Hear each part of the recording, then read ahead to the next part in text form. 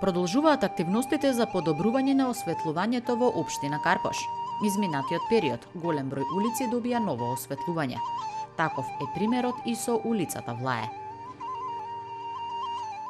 На улицата Влае со нејзините краци се изврши санација на многу стара инсталација. Значи таа датира од постоењето на селото Влае и ни представуваше проблем без малку секоја зима каде што имавме голем број на интервенции.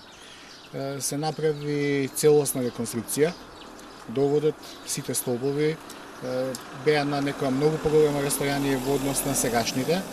Имаше 32 столба, се стави од прилика 40 столбови, се изврши приклучување на инсталацијата од улица Влае према Кеот, каде што и таму во претходниот период ги сменивме скоро сите стари топки со нови светилки.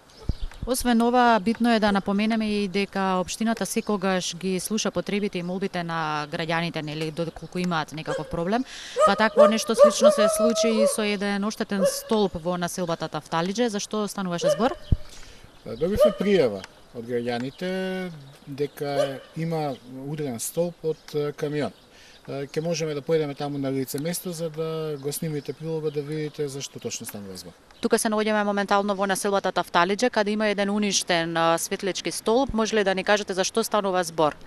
Тука сме по пријава на совесните граѓани на општина Карпош, кои што направија пријава, доставија до нашите служби за уништен столб за улично осветлување.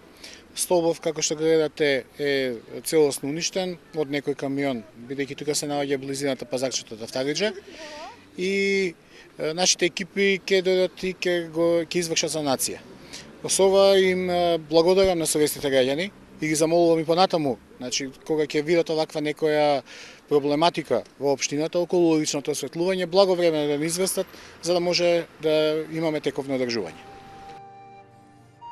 Ова е само уште еден доказ на добрата комуникација помеѓу граѓаните и општината. Од локалната самоуправа им се заблагодаруваат на сите граѓани кои соработуваат со нив и им укажуваат на недостатоците. Секое нивно барање, проблем или желба се решаваат во најкраток можен рок. Екипите се секојдневно на терен и доколку има потреба, веднаш реагираат, како што беше и во овој случај.